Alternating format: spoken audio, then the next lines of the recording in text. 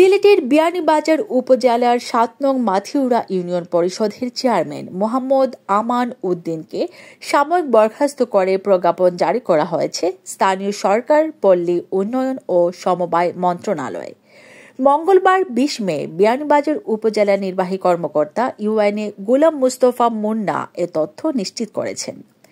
প্রজ্ঞাপনে বলা হয়েছে ২০২৪ সালের আগস্ট থেকে ২০২৫ সালের মার্চ মাস পর্যন্ত উপজেলার মাসিক সমন্বয় সভায় অনুপস্থিত থাকাসহ ইউনিয়ন পরিষদে ক্ষমতা প্রয়োগ ও অপরাধমূলক কর্মকাণ্ডের সাথে জড়িত থাকার অভিযোগের ভিত্তিতে গত ১৯ ডিসেম্বর রাষ্ট্রপতির আদেশক্রমে স্থানীয় সরকার, পল্লী উন্নয়ন ও সমবায় মন্ত্রণালয়ের উপসচিব মোহাম্মদ নূরে আলম স্বাক্ষরিত প্রজ্ঞাপনে তাকে সাময়িক বরখাস্ত করা হয়েছে।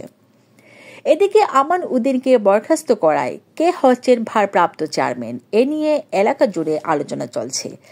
জানা যায়, বিকেলে একটি সাধারণ সভা ডাকা হয়েছে, যেখানে সিদ্ধান্ত না আসলে প্রশাসক নিয়োগ দেওয়া হবে।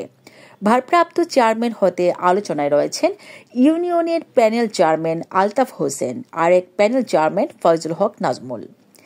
এদিকে আলতাফ হোসেন বলেন, আমি আলতাফ হোসেন মেম্বার। আমি আলতাফ হোসেন নির্বাচন করে ৬ বার মাথিউরা ইউনিয়ন ৩ নং ওয়ার্ড সদস্য নির্বাচিত হই।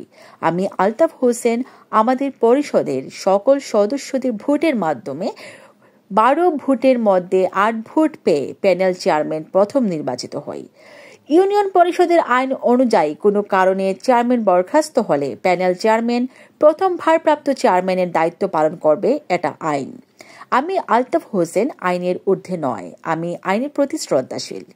এ বিষয়ে বিয়ানীবাজার উপজেলা নির্বাহী কর্মকর্তা গোলাম মুস্তফা মুন্না বলেন, আমান উদ্দিনকে বরখাস্তের বিষয়টি সত্য। তার পরিবর্তে কে দায়িত্ব পালন করবে সেটা পরিষদ নির্ধারণ করবে। হ্যাপি জান্নাত, ডেস্ক রিপোর্ট, এটিভি।